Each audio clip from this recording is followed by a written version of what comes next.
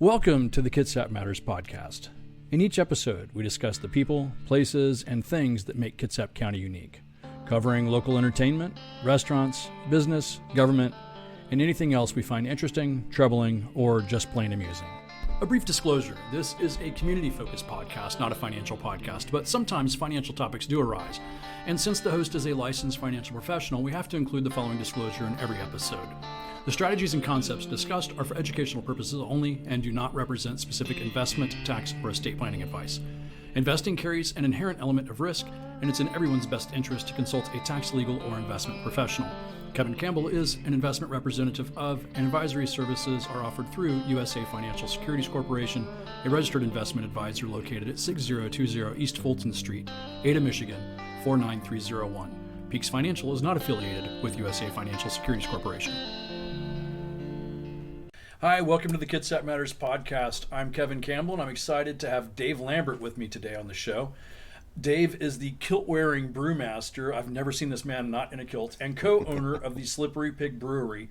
Also a band member of Upants My Heart, which is an 11-piece band based in Poulsbo.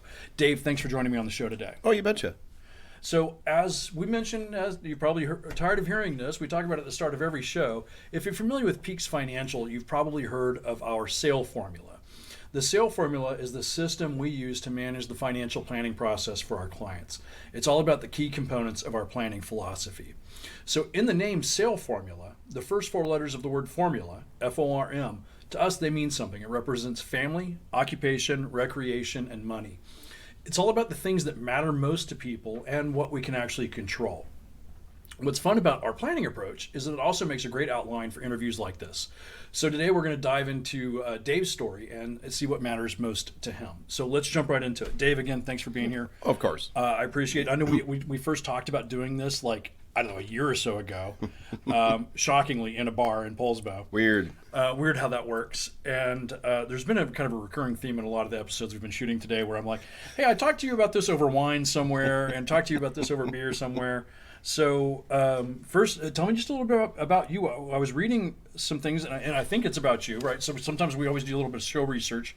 But so I understand your family's been here in Poulsbo for since the Pilgrims came or something like that. Yeah, right? Yeah, I think 1880 something. Gotcha. So I believe I'm fifth generation.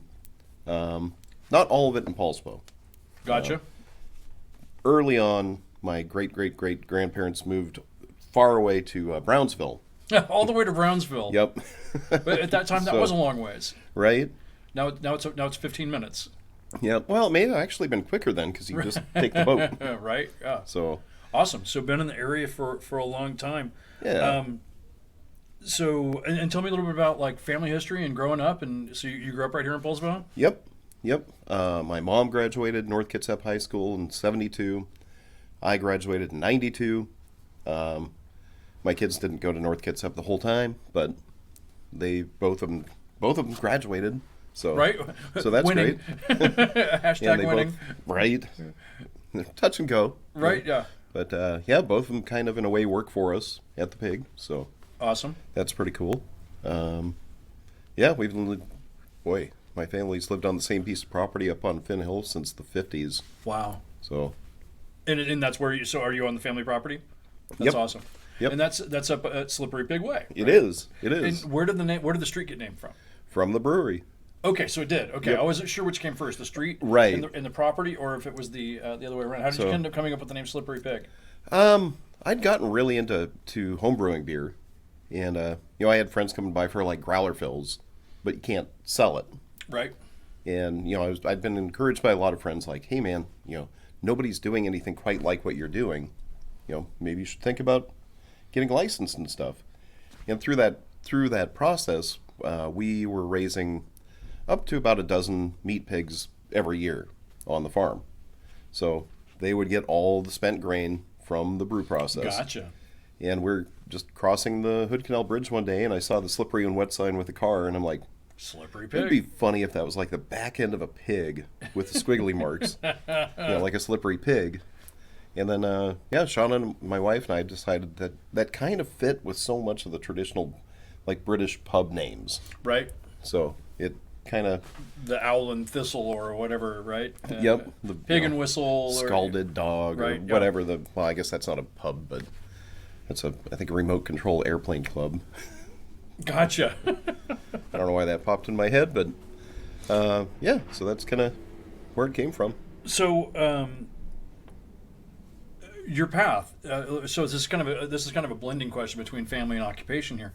Anybody in your family kind of encourage you to? Did anybody kind of set you on the path that you're on, or was there any influences out of your family that kind of got you headed to? Because you're not. Obviously, everything you're doing is also very entrepreneurial, right? Mm-hmm. So you're a business owner. You're a combination of business owner, farmer, brewer, musician, a little bit of everything going there. So very entrepreneurial. Is there anybody in your family that kind of set you down that path? I would say no, not really. My grandma was very much against us brewing beer because she was scared that people would come and take our equipment. Mm-hmm. But she was also, Prohibition era. Right. So, yeah, it was just kind of, we got really, my wife and I both got our job that we were in, it was at the farm store, but it started getting really pretty corporate, and we did not like that. We didn't like to be we were not in charge of our future. When you say the farm store, you're talking the Cinex here in town? Yep. Okay. Yep. So she quit. Well, to back up a little bit, we were two of the founding members of the Poulsbo Farmers Market. Gotcha. So she quit to do full-time farmers market stuff. And then we have 2 kids at home. Right. And then, it wasn't too long after that I quit. And never looked back? Never looked back. It's awesome. Yep, awesome. We started the brewery in a little 9x11 shack. I love that. I love the stories of. I have a similar story, but in a totally different world. And one of my companies that I started in Texas literally started in a barn on our family property that has been in my family since the 1850s. Wow! Right. So my family moved into Texas, into the Fort Worth area in like the 1850s. And so one of my businesses, a tech firm, was literally housed in one of the barns there, and it was the funniest thing. You'd walk up and to this barn this barn structure that had obviously been around forever, and open up the door and walk inside, and there was actually a granary inside the barn, right where everything was tongue and groove. If you open up the door to the granary and walk in there was racks of data servers running. It looked like something out of a James Bond flick, right? Because you go into this nondescript building out in the middle of this farm and open up the doors, and there's data racks and all kinds of stuff running in there. It was really cool. Yeah. So, but I love that kind of that story of being of starting in a little shack kind of a thing, right? So many cool companies have started that way. So tell me about. We talked about this a little bit before the recording started here on the show. So you're a brewer, and Poulsbo seems to have a serious beer problem. Yep. And what I mean by that is we have a lot of breweries. What is the origin of this? Of how did we end up with so many breweries in Poulsbo? How do you guys? I assume you guys obviously all know each other. What's the story behind kind of the brew pub scene in Poulsbo? I think it was oh boy. Well, I think we've got great water. I mean. So great water just makes great beer. That does help. Yeah. Just hands. Yeah, that's it's 97% of what's in there. By the way, I know for most people this is also being recorded on video, but Dave and I are sitting here enjoying a nice espresso stout from the Slippery Pig Brewery, brewed with Cafe Cocina, which is one of our local coffee shops. Cafe Cocina cold brew. And a roaster. And a roaster. That's right. They're a roaster as well. So it is the Slippery Pig Cafe Cocina Espresso Stout that we are enjoying. Although I'm supposed to be on the wagon right now, but I'm kind of a health thing I'm working on, so I'm not supposed to be drinking right now. But I'm breaking the rules for this interview. So, I mean, you have to really twist my arm here to make me drink an espresso stout. Well, it's a good choice too. So tell me about the story behind the brew scene. So, yeah, we had 90s. Oh, boy. I can't remember the year, but back in the 80s we had the first modern brewery in Kitsap County. And I can't think of their name, just all of a sudden blanking. But Don Spencer, Don from Hood Canal Brewery, they both worked out there. So I think Hood Canal Brewery started the same year as Silver City, Gotcha. with the two Dons as kind of their head brewers. So it was just, we had craft here, and it was entrenched Long before it was cool. long before it was cool. And they both go back to 1996. So long time before it was in almost every grocery store across the country. Yeah, that was kind of even just. I'm thinking just like what it was called before craft was like microbrew, right? Mm-hmm. So if you even think about the smaller ones, like at the time, who was popular at the time, Pyramid. A lot of it was just the era in the mid '90s is when all these beers started becoming popular that weren't Budweiser or Coors Light, any of the major U.S. lager brands, Pilsner brands, right, that kind of stuff. So this is in the early days. Fat Tire out of Colorado. Yep. In Washington State, we had Burt Grant from the '70s. I don't even know that I've ever heard of that. It's called what? Burt Grant. He passed away. He was out of Yakima. He passed away a while ago. Oh, gotcha. But he was early. Hales Ales. Oh, gotcha. Okay. Yeah. They got started. That was him? Hales Ales? Yep. They got started in '83. Wow. And then moved to Ballard in the late '80s, I think. Mm-hmm. Red Hook out of also Ballard. out of Ballard, yeah. Yep. So we had, this very craft was here. Yeah. The hops are from here. Barley grows here. The maltster is here. Now, is hops here, or is it just in the more out towards the farm areas of Washington? It's something like 80. I thought the other day I actually saw hops growing here locally in Kitsap. Yeah. There's at one of the local breweries. They're not commercially viable here. Gotcha. But you can grow it, but not enough to farm it. Right. I mean, like with us, we're in a really small brew system, so we could get away with it. But yeah, 85, 90% of the U.S. hop crop comes out of the Yakima Valley. Right on. That's huge. Yeah. And then right down in Vancouver is where one of the biggest malting companies in the country is. Gotcha. So it just, craft has always been here. Yeah, that's so cool. When we first moved to this area, it was like, there is just a ton of brew pubs. And I also love to see the fact that, like, when I'm in Safeway, I love to see that they carry, in various stores around, I love to see that they carry all of our or so many of our local breweries. Because what is there, 7? There's 5 in Poulsbo proper. Within the city limits. Within the city limits. Within the city limits, there's also only 12,000 people. Right. So we have 12,000 people and 5 breweries within the city limits. Yep. Yeah. Yep. Years ago, the only city that had more per capita. That one gets really complicated because there's a city in Eastern Washington that has 1 brewery and a population of like 35. 12. Yeah. So, and then Bend, Oregon has, I think, more breweries per capita than we do. Wow. But we're right up there with right up there in the top. Yeah. Uh-huh. Yeah, there is some beer drinking that goes on here. But 2009, I think, a few of us were like, there's no brewery in Poulsbo. Like, every city is going to need a brewery.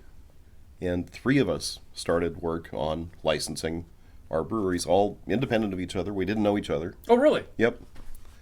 So I was curious about the backstory. I was like, I wondered, because I'd heard that there were several breweries that all started around the same time. And I'm like, were these guys all like a brew club who got together and then they all decided to go out and start their own breweries? Or nope. How funny. Just all great, 3 people having the same great idea at the same time. Yep. And I ran into the former owner of Valhall. Mm-hmm. So we'd just gotten our T-shirts printed. And apparently he'd just gotten his T-shirts printed. We're both at Home Depot shopping for stuff.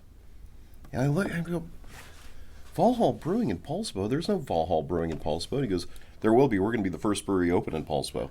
Oh, so the race was on? And I'm like, no, you're not. I'm going to be the first brewery in Poulsbo. How funny. And it was just kind of bam, bam, bam. So I think Valhall won. And then Sound, the old Sound Brewery, was which second. Is now kind of been resurrected as Echoes. Yeah, kind of. Some of the same people, right? I think. Some of the same people. Did I hear the brewmaster is the same there? Yep, Mark. Yeah. Yep. And then we were late in 2010. Gotcha. So we were all just bam, bam, bam. 2011, we all opened tap rooms. And how was the relationship between all the brew pubs? Was it Holy cow. cutthroat competitive? No. Or was it more like, no, hey, we're all in it together? It was, beers for for sharing with friends. Right. Beer is supposed to be fun. And we had so much fun. That's awesome. That's great. I love that. What a fun career path, right? Oh man, the people are just fantastic. I see you as I'm down at the Slippery Pig for various events. I love coming down there for all the music you host down there, and all the events that go on down there. And you look like you're just having a.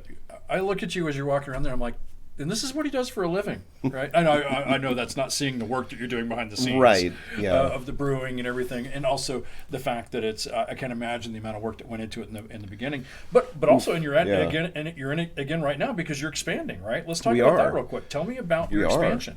Oh, so we got the keys to a almost 12,000 square foot building on Callow Avenue down in Bremerton, and what's the plan there? So that's going to be. Split between us and another local business. I don't know if we are announcing that yet. That's okay. You cannot announce that yet.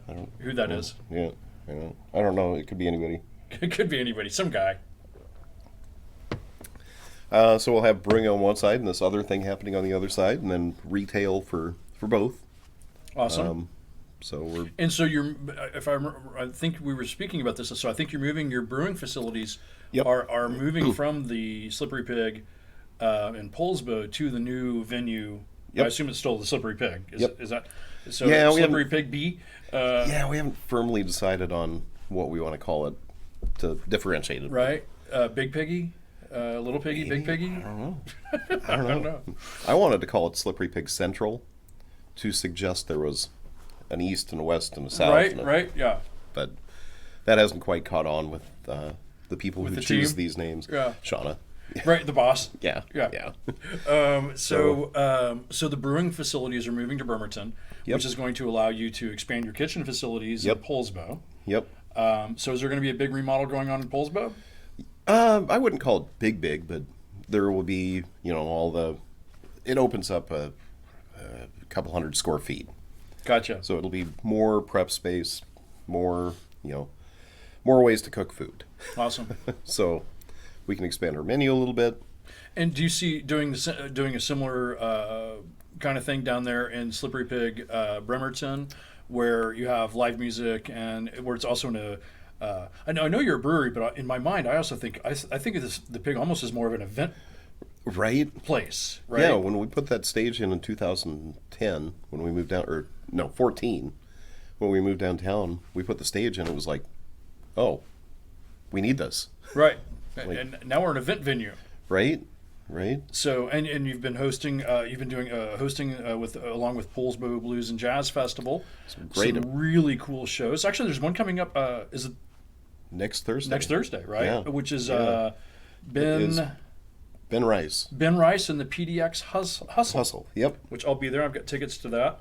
And in full disclosure, we're also a financial supporter of the Poulsbo Blues and Jazz Festival, which is just amazing. It was such a cool event, right? That was so cool. Mm-hmm. So there's sometimes I think there's things that should have happened decades ago. Yeah. And now they're happening, and I feel like Poulsbo having a blues festival was something we needed a long time ago. And then you guys, Mary jumped in and. It wasn't me. I'm just a financial supporter, but it was it doesn't Joe happen without money. And Mary Gorman. Yep. Were the brainchild of the founders of the Poulsbo Blues and Jazz Festival, which happened for the first time in February of 2023, and is already in the planning phases. Amazing. Yeah, it was awesome. What was it? 4 venues, 20 bands, something like that. Yep, just nonstop music. It was fantastic. By the way, if you for anybody listening, if you haven't got your tickets yet for the Poulsbo Blues and Jazz Festival for next February 20th. So we're recording this on let's see, it's Juneteenth today. Yep. Juneteenth of 2024. I think next year's festival is already like halfway sold out. Yeah, and it's like 7 months away. There will not be tickets available in 2025. Yes. Oh, yeah, you will absolutely not find a ticket in 2025. So, nope. Poulsbo Blues and Jazz Festival, look it up on the internet, on Facebook, and go out and get your tickets. But, yeah, that's Mary Gorman and Joe Holsey what an amazing thing that they have created here, and the two perfect people for it. I mean, these are serious music people who their hobby is traveling the country, going to blues festivals. Right? Are they not out at one now? I believe they are.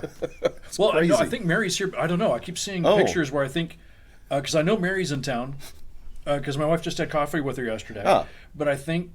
I keep seeing pictures that makes me think that Joe is somewhere at a music festival, which could totally be. They're out scouting talent for the next festival. Yeah, which is just going to be amazing. Huge. So, and then so there's the big blues festival, but then also being hosted at your venue, the Slippery Pig, is these smaller kind of, I don't know if they're calling them micro concerts or what, where they're bringing in some really good talent from all over the country, bringing in some good talent for these smaller concerts that are also limited. What's the max capacity? I can't remember how many tickets that Mary's selling because our max is 140, but that counts the bar area, so that's not seating. So right. I think she's capping at 100. I want to say it's 100, 110 tickets, something like that. So for these smaller concerts, they're limited to 100, 110 tickets. But next week or next Thursday, as you said, is Ben Rice and the PDX Hustle. Yeah, we just had Lady A. Lady A was awesome. Is in love with playing Poulsbo. Yeah, and that was a great show. I saw her when she was here for the big show in February, and I was at the Pig on the most recent one. But legendary. Yeah, absolutely. Yeah, that was so cool. I remember who do we have in August? We've got a couple of. And she was hitting on my friend Bruce. That was hysterical, right? It was. That was epic. I wish we would have caught that on video. Yeah. Yeah, and I think we got John Primer in August. Yeah, John Primer's coming. Yeah. Another just legend. He played with Muddy Waters. Yeah. Some serious talent coming. You don't. We get to see somebody that played with Muddy Waters. Yeah, it's so cool. Some serious talent coming. I know I've made a couple of recommendations because I've recently I was down in Austin on business, and of course Austin has a fantastic music scene, and I sent a couple of names to Joe and Mary, going, hey, you got to check these people out. But obviously the Blues and Jazz Festival, still in its kind of infancy, has a somewhat limited budget of bringing acts in from out of state. So which, being whatever that is. Even with a limited budget, the local talent that we have here is off the charts. Yeah, just off the charts. We don't deserve the local talent, let alone. It's interesting you say that because we do have a fantastic music scene here in Poulsbo, and that's some of the other people I plan on having on the podcast is some of our local musicians. And I'm hoping that some of them will actually play that poor Stratocaster that's sitting over there, awesome, unloved and neglected because I'm a horrible guitar player. So I'm hoping that some of them might make it sound like it's supposed to sound, because when I play it, it sounds like somebody's killing a small animal. So maybe someday I'll get there.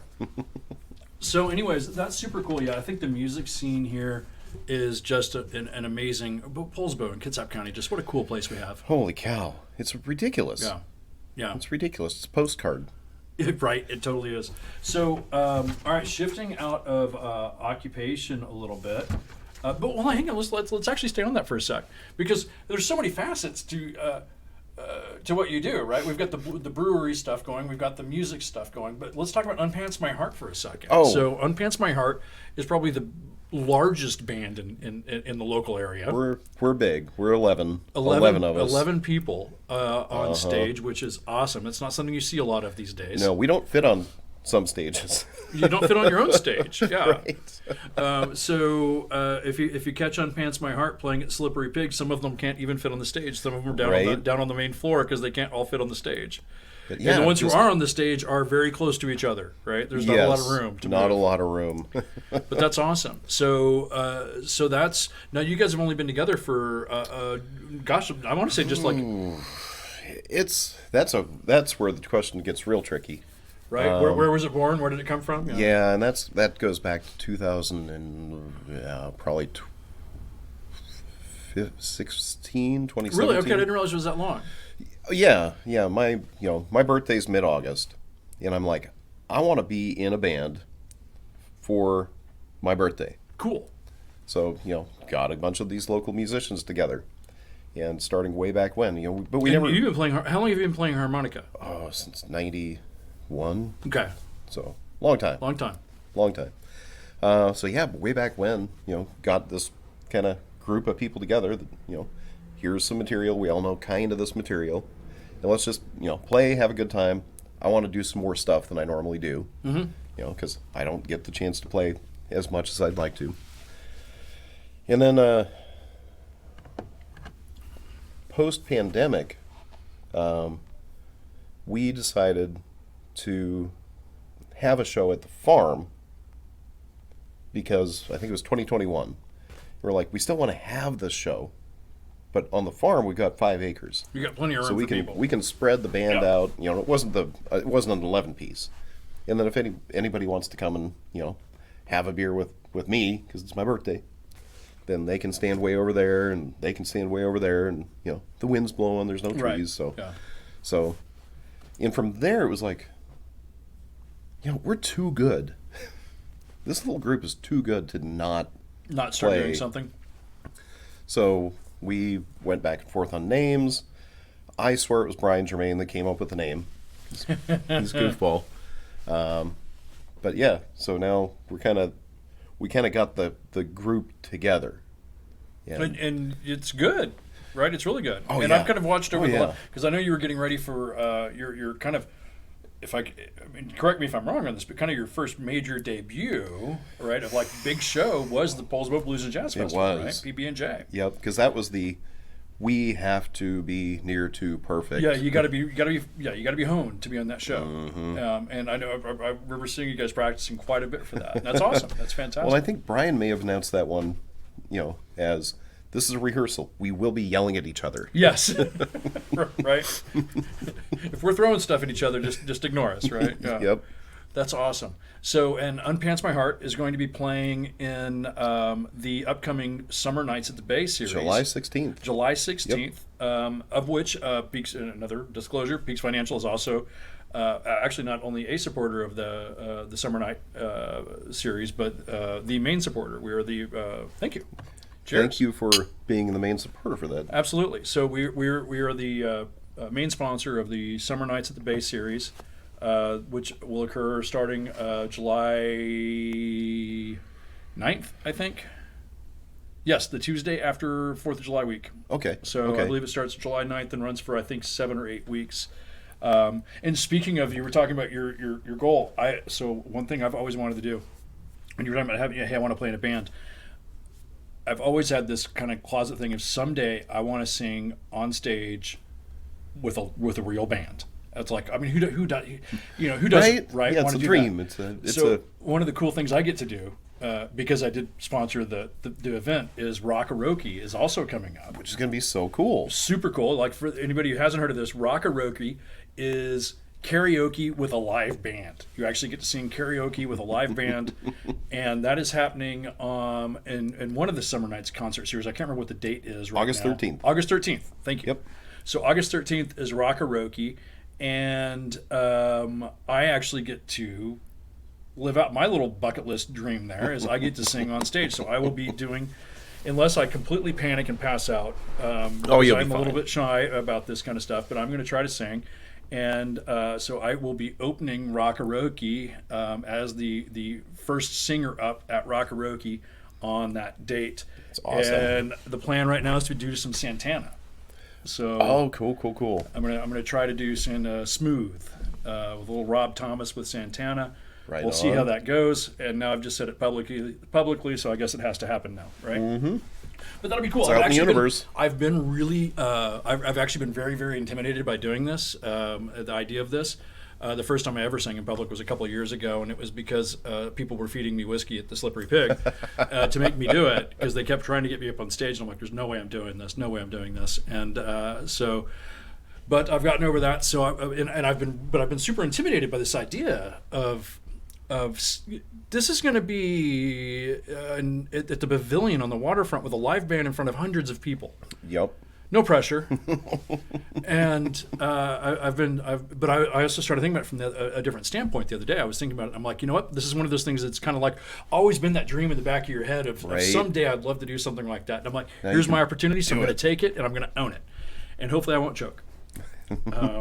Don't screw up. Don't screw up. Practice, practice, practice. Practice. I'm doing a lot of what I call karaoke right now, which is listening to Smooth over and over again while I'm driving and cranking it up. You got to do it. All right. When you're not doing all these things that are so awesome we're talking about, like, I was going to say, what do you do for recreation? But it's like your kind of life is kind of recreation. I mean, your work is. Yeah. So what are you doing when you're not brewing? When you're not brewing beer, raising pigs, farming, or playing music? What are you doing? Or is that all of it? I think our big thing right now is trying to get to the gym. Right. You've been doing a lot of the strongman competition stuff. Yep. And my wife is good at strongman. I am not. But that's interesting. But I gotta stay stronger than she is. Right. So we spend a little bit of 3 days a week. We try to hit the gym, sometimes 4. Other than that, pretty boring. Like, we'll go to movies. Right on. So money. So as an entrepreneur, all that, obviously you have to learn to manage money. Ooh. Yep. Right. As we think about money, who or what has had the biggest influence on your financial life? I would say our staff. Really? Yeah, we got to take care of them first. Gotcha. So, okay. Other than an entrepreneur that, myself, I understand that, right? There's times that as they say, pay yourself first. Yeah, the problem is you always have to pay the staff first. Yep. Then you get to pay yourself first. Yep. And then the staff will take care of the customers. Right. Yes, exactly. And then so on and so on. Yeah, I mean, other than that, I think, both Sean and I did not grow up with much. Mm-hmm. So we don't pay ourselves extravagantly. I don't know. That's something I should probably talk to you about someday. We'll make sure to book you an appointment on the way out, right? Uh-huh. But yeah, that's absolutely something we could chat about.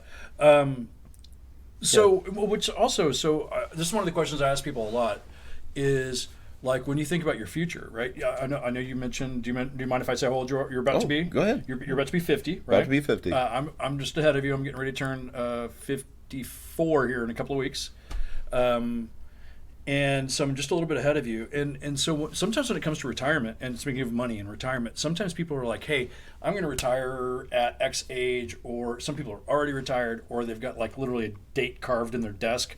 Or I've got one client who's got like a countdown timer going on his phone. Oh, wow. It's like, I've got 1 year, 10 months, 8 days, 7 hours, right, until I retire. And then there's other people that are like, for me, retirement's not really a thing. And it's not like, some people, retirement's not a thing because they'll never be able to afford to retire. Other people, retirement's not a thing because they don't feel the need to. Like, what would I do if I retired, right? Right. Where do you find yourself on that spectrum? I've got to stay busy. Right, yeah.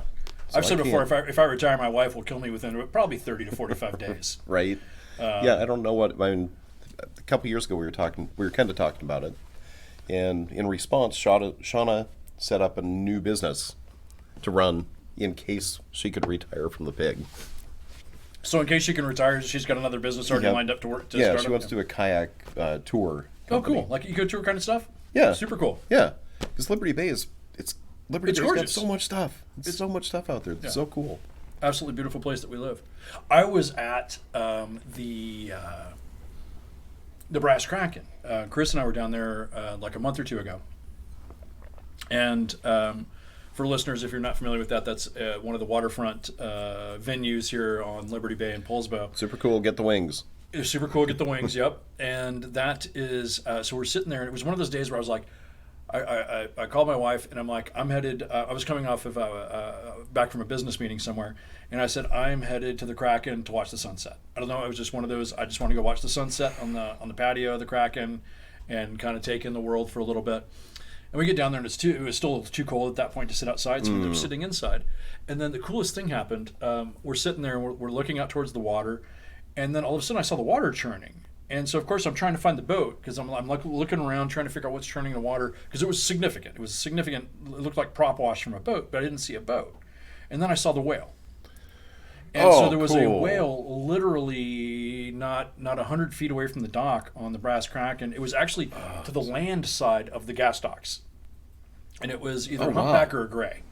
that was in that close. I mean, so you talk about the coolest things in Liberty Bay. We get, as you talk about, there's so many things to see, but we also occasionally get things like whales, like gray whales, humpback whales, killer whales.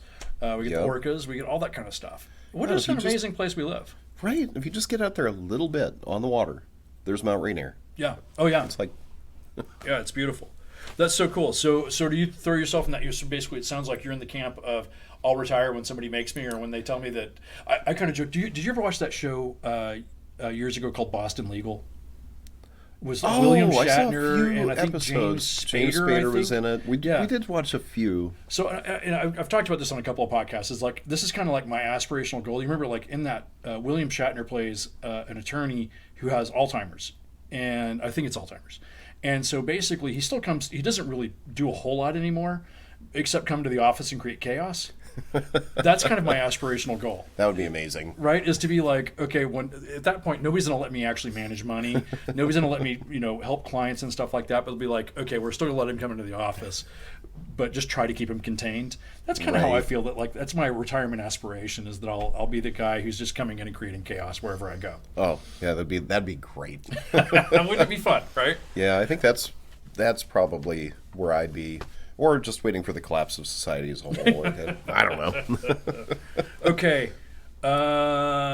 One of the last questions I have, which I didn't prep you for. I normally do, and I forgot to. Sorry. Best kept secret in Kitsap. Like, what is something in Kitsap that is something that people might not know about? That it could be a hike, it could be a mountain, it could be a restaurant, it could be a brew pub, it could be anything in Kitsap that you're like, I bet a lot of people don't know about this, and it's really cool. People should go check it out. Oof. I've got like 8 ideas. Well, you can use 8. Or pick the top 2 coolest of the 8. The Mount Walker viewpoint. Okay. Just on the other side of the Hood Canal. You have a nice day. You get up there, you can see the Hood Canal, the whole Hood Canal. Really? With the Hood Canal Bridge, all of Kitsap County. Okay, Mount Walker viewpoint. Okay. Yep. The Puget Sound in Seattle. Oh, how cool. And it's just... Is it a hike, or you can drive to it? You can drive up there, and it's just a really short little walk. It's a 100-yard walk out to the viewpoint. But it's just like mind-blowing. This is so cool. So I love this. Is one of my favorite things because I'm learning. I've only been in Kitsap. We moved here in 2016. We moved to when we lived on Bainbridge, and then we moved to Poulsbo in 2021. And I'm still like, so here we are like years later, and there's still all this stuff that I haven't seen yet, and I'm getting all these great tips of things I need to go do. Mm-hmm. So that's great. So Mount Walker viewpoint. What was the other one? Or give me one other of your like 8 that just went through your head. I appreciate that so many places in Kitsap County you can walk in and there's pinball, and the pinball machines work. Right. That is something kind of unique here, right? Mm-hmm. Because you have like 10 of them at the Slippery Pig. Like 9 or 10. And there's also, was it Mondays or Tuesdays? Tuesdays. Tuesdays is pinball night at the Slippery Pig. Yep. Yeah, and we're kind of reformatting that because we weren't getting the draw that we wanted. Yeah. So we're kind of reformatting that, but it's fun. If you're into pinball at all, go to the Slippery Pig on a Tuesday night. There's a pinball tournament. It's kind of fun to do. And then if I can have a third one. Go for it. If you walk into a place and there's a band playing in Kitsap, they're probably really good. This is true. We've gotten to travel a little bit over the last few years. It's like, do you want to go out and see this band? And over the years, I've learned if we're not around here, not really. You nailed that one. The funny thing is we are totally spoiled here. We have some amazing... Something else that's unique about it, too, is a lot of the musicians where... I was talking to Randy one day, and he was saying that as a musician, he's a saxophone player, and as a musician that one of the unique things about Kitsap is if you go to other parts of the country, if your bass player is out sick, you're just kind of screwed. Right. Where here, if your bass player is out sick, somebody's going to step in and help, even if they're even if they normally play with another band. Right. They're going to step in and help you. So it's a very collaborative music environment, and we do have some fantastic musicians. And you're completely right, because we leave here and we'll go travel and be like, hey, let's go find some live music. And it's, if you can find any, it's not real good. Not usually. And realistically, usually can't find any. I've done that Right. quite a bit. I've traveled and I go, hey, where can I find some live music? And people like the hotels or whatever are like, I have no idea. I don't know that we have any. And you look on, I was in Austin recently. That was an exception. That was pretty cool. If you haven't checked out Paul Val, his name's Paul Val. Okay. Sounds like a young Stevie Ray. Check him out on Spotify. He's quite good. I happened to run into him in a little hole in the wall bar. It's actually smaller than the Pig. Wow. He was a fantastic musician. So there are some exceptions, like towns like Austin. But if it's not a city that's known for its music, it's probably not, like you said, not very good. So we have some fantastic live music. So there we go. All right. So that's about it for another wrap of the Kitsap Matters podcast. We've talked about family, occupation, recreation, money, music, beer. We haven't covered axe. We need axe throwing. That's something we need here in Poulsbo. Oh, we had it briefly before the pandemic at Valhall, but Right. Yeah. Then- Yeah. So I don't know. It just kind of feels like it should go with this right, conversation. it's Viking Town. Right. Viking Town. So Dave, thanks a lot for you being bet. here, and thanks for sharing this wonderful espresso stout. Of course. Where can people find more about you and the Slippery Pig and Upants My Heart and all that kind of good stuff? We do a lot on primarily Facebook. We do have a website for the Slippery Pig Brewery. We try to keep that updated, but our social media is our Instagram and Facebook are the best places. Awesome. That's- And then what about Upants My Heart?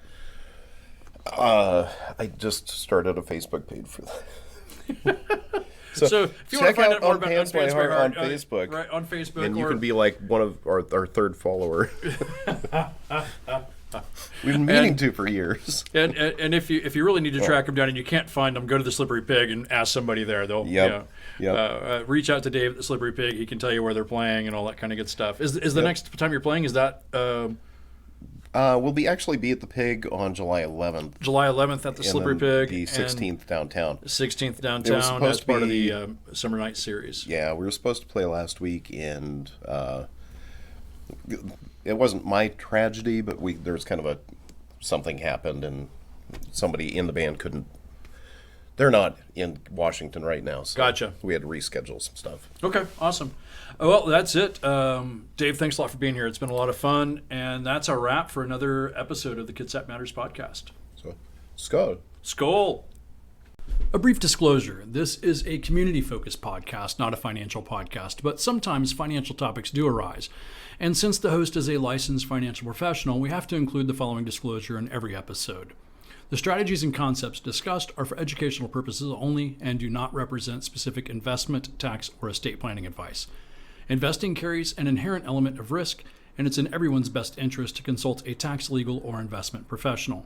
Kevin Campbell is an investment representative of, and advisory services are offered through USA Financial Securities Corporation, a registered investment advisor located at 6020 East Fulton Street, Ada, Michigan, 49301. Peaks Financial is not affiliated with USA Financial Securities Corporation.